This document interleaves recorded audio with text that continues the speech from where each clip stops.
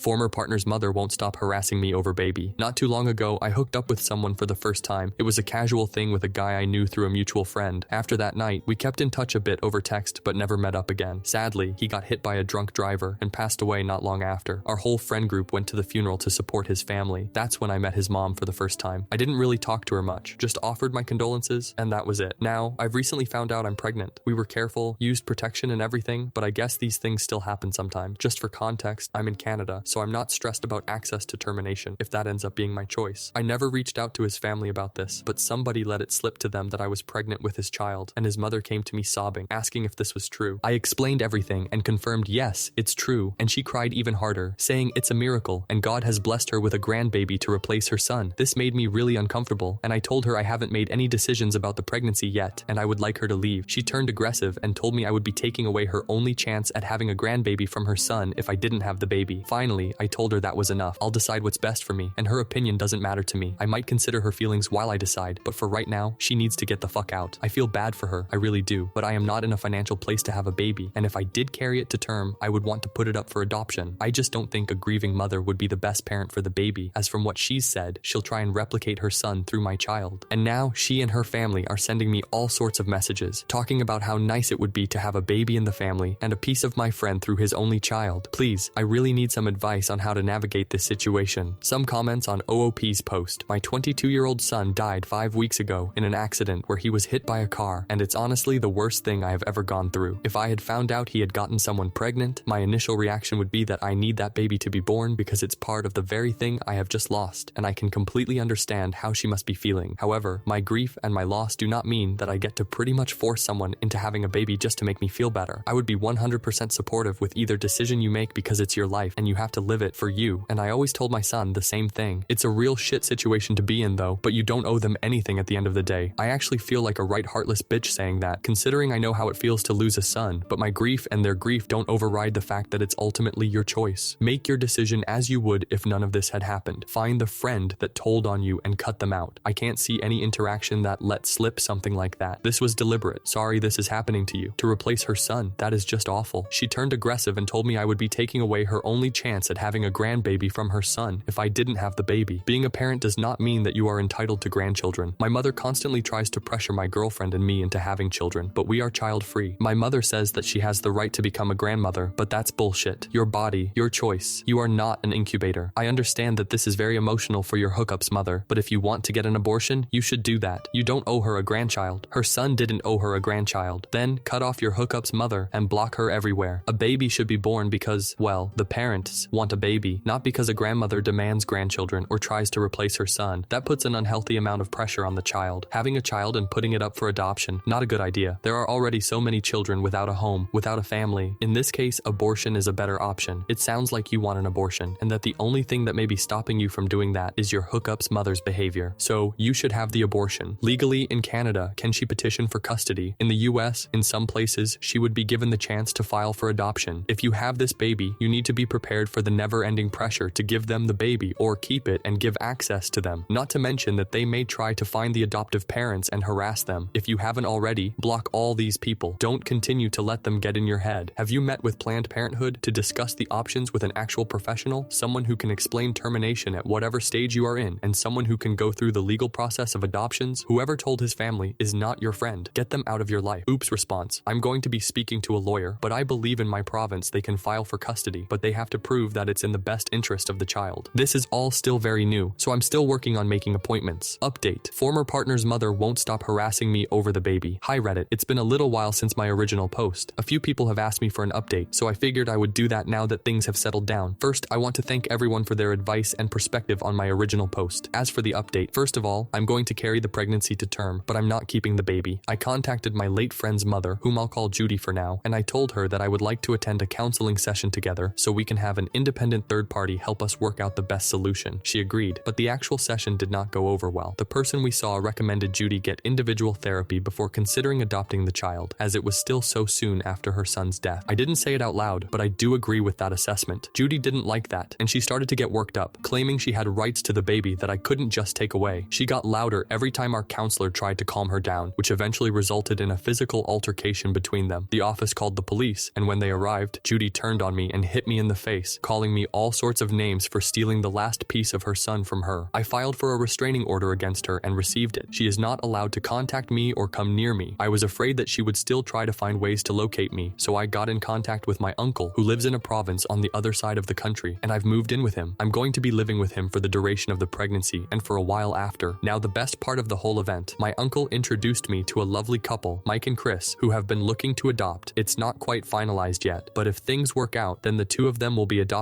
the baby I'm carrying. They're open to having me as part of the baby's life if I want to be, and my uncle knowing them for so long is reassuring because I know they're good people and will love this baby with everything they have. That's really about all I've got regarding this situation. I did drop the friend who told Judy about the pregnancy. Even though I didn't use them much, I shut down all my social media pages. Only a couple of people outside my family know where I am and what the situation is, and they all know if they leak a word to anyone else, I'll cut them off in a heartbeat. I'm sad that things couldn't work with Judy. I think it would have been great if this child could have grown up with their father's family, but I have to give this child the best chance possible at a happy life, and that's not with them. So I'm having a baby. The baby will get to have two loving fathers, and the baby and I will get to be a part of each other's lives, even if I'm not an acting parent to them. Thank you again, everyone, for your advice. Some comments on the update post. It sounds like you found a good outcome for you and the baby. I'm assuming you're using an attorney for the adoption, so you should give that person a heads up about Judy in case she tries to make trouble. Oopie's response. I have a lawyer who knows everything and is handling everything. Even if she tried, she now has assault charges and a restraining order that would have to be taken into account. Wow, she is unhinged and violent. She is not a person I would let raise a baby. I am glad you are with your uncle, and the couple sounds like a great choice.